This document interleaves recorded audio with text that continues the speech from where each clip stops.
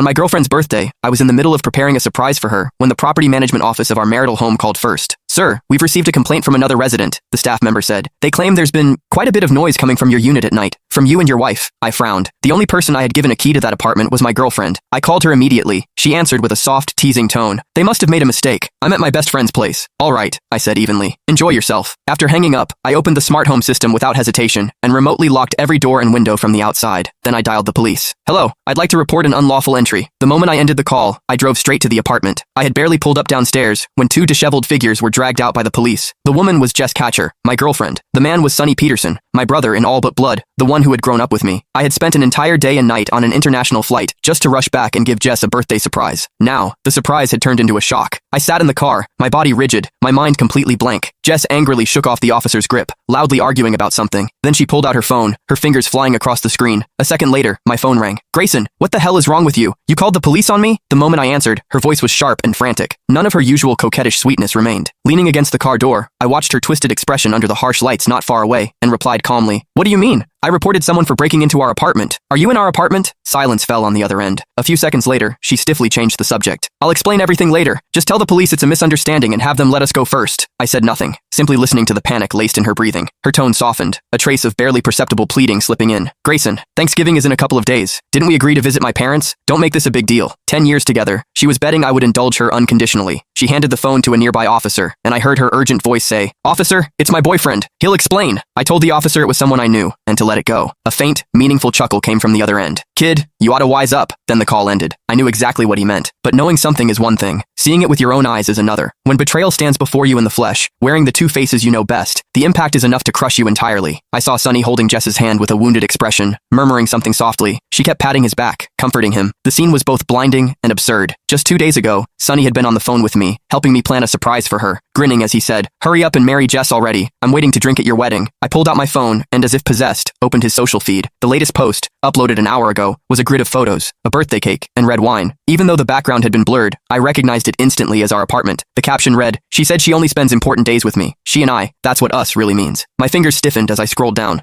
Last holiday, Jess had told me she had to work overtime on a last-minute project, pulling an all-nighter. On Sonny's feed, there were two intertwined hands, fireworks lighting up the riverside behind them. On the woman's wrist was a small red mole, one I knew all too well. On the last Valentine's Day, Jess had said her best friend was heartbroken and needed company. Sonny had posted a photo of 2 movie tickets, before sunset, with the caption, Watching an old film with the one I love. And then there were the 14th of every month, when Jess always found one excuse or another to avoid seeing me. So that was where she had been, with Sonny. What else was there left not to understand? Not far away, the police seemed to finish lecturing them, and began to leave. Sonny took Jess's hand, as if ready to lead her away. In that moment, I decided to give her one last chance. I called her. Sonny noticed. His brows furrowed, and he said irritably, Don't answer. You promised today was just for me. If it weren't for him meddling, we'd be having a romantic night right now. Jess immediately coaxed him like a child. All right, I won't answer. It's my fault. I'll listen to you. And just like that, she let her phone vibrate wildly in her pocket without even glancing at it. The last trace of warmth in my heart faded with each pulse of that ringing. Still unwilling to give up, I hung up and called again. This time, Sonny reached straight into her pocket, snatched the phone, and pressed the end call button. Jess didn't show the slightest hint of anger. Instead, she pinched his cheek affectionately. You're so jealous. Didn't I tell you already? Everything I have is yours, except the title. Sonny let out a soft laugh and pulled her closer. Including your love? Jess nodded without hesitation, her voice carrying clearly to where I was. I stopped loving Grayson a long time ago, but we've been together for so many years. I can't just abandon him like that. Sonny, don't be jealous of him, okay? The two of them held each other tightly. Sonny lifted his head, looked past Jess's shoulder, and raised his brow in the direction of my car. He had noticed me long ago, which meant everything just now. The words, the performance, had been meant for me. The last illusion in my heart, that maybe she had her reasons, shattered completely. I pulled out my phone and called the property management office. I had them replace the entire smart lock system for my apartment. All of Jess's access permissions, fingerprints, passcodes, backup keys, were revoked and completely invalidated. By the time I finished, the elevator doors slid open. I walked into the empty apartment. Without turning on the lights, I went straight to the study and dropped heavily into the chair. In the darkness, I tried to make sense of the past 10 years. We had gone from campus couple to wedding plans. The invitations had already been sent. Our parents had long since begun treating each other as family. How was I supposed to explain this now? I felt a surge of irritation. I pulled open the desk drawer, intending to find a cigarette, but my hand brushed against a cold metal box. Jess had left it there. She'd said it contained work-related items and told me not to touch it. As if possessed, I opened it. Inside was a stack of photographs. In them, Jess and Sonny were naked, entangled together, on the large bed in our bedroom. I flipped through them one by one, my fingers trembling, until one photograph made the blood in my body run cold. In the corner of the frame was my sleeping profile. It hit me all at once. At some point, Jess had developed a habit of bringing me a warm glass of milk every night. She said it helped me sleep. So that was the reason. Not only had I been betrayed, I had been turned into a prop, a sleeping spectator in their filthy game. My stomach churned violently. I rushed into the bathroom and vomited until I was dizzy. So this was what it meant to be sick to the core. Just then, the door lock beeped. The sound of a correct passcode unlocking the door. I wiped my mouth and stepped out, coming face to face with two startled expressions. Grayson, when did you get back? Weren't you on a business trip? Jess's eyes darted, unable to meet mine. Jess didn't seem to notice at all that both she and Sunny had several glaring hickeys on their necks. I came back early to celebrate your birthday, I said evenly. I called you, but you didn't answer. She immediately grew flustered, rushing to explain. I had a little too much to drink. Sunny just brought me home, that's all. Sunny, on the other hand, looked completely at ease. He stepped forward and casually draped an arm over my shoulder, as if it were the most natural thing in the world. Grayson, you came back without saying a word? I could have thrown you a welcome party, he said with a grin. What, don't you consider me your bro anymore? His other hand dug sharply into my flesh. The sudden pain made me instinctively try to shove him away, but before I could even touch him, he reacted as if he had anticipated it all along. With exaggerated force, he stumbled backward, crashing straight into the tall glass display cabinet in the living room. Sunny! Jess's scream and her movement came at the same instant. She rushed forward to catch the swaying Sunny, but her body slammed hard into mine in the process. The impact sent me staggering backward. I fell, my palm hitting the floor, onto a scatter of shattered glass. Countless sharp fragments drove instantly into my skin, and blood began to pour out. She didn't even spare me a glance. Instead, she held Sunny tightly, checking him over in panic. Are you okay? Are you hurt? Where does it hurt? Sunny raised his hand pitifully. A thin cut from a flying shard marked the back of it. Grayson suddenly pushed me so hard, he complained. It scared me to death. Jess's anger ignited in an instant, ready to lash out at me, until she saw my hands braced on the ground, blood flowing freely. She froze. The fury on her face was forcibly restrained as she walked over, reluctantly pulling me to my feet. I know you're upset I came home late, she said, but you shouldn't have pushed Sunny like that. You went too far. Her tone was full of reproach. I wanted to explain, to tell her this was all Sunny's act, but right then, Sunny let out a perfectly timed groan. Ah, it hurts. Jess's heart tightened immediately. She snapped at me. Let's go to the hospital first. Pain beaded sweat across my forehead. I didn't bother arguing anymore. Although she supported me as we walked, her gaze kept drifting towards Sunny. When we reached the underground parking garage, I reached for the front passenger door. Humph. A soft scoff came from the side. Sunny. Jess immediately pressed down on my hand and pushed me toward the back seat. The back is more spacious. Your hands are injured. Sit in the back. Meanwhile, Sunny naturally opened the front passenger door and slid into the seat. He looked at me, his eyes filled with the smug satisfaction of a victor. With his actions, he was staking his claim. That was the moment my patience finally snapped. Jess, let's break up. Her body stiffened visibly. She shot me an annoyed glare. It's just a seat. Is that really necessary? Grayson, stop throwing a tantrum. Are you getting in the car or not? If you're not, I'm leaving. It's my birthday. Are you really going to make me upset today? I met her evasive gaze and asked, don't you have anything to explain about you and Sunny?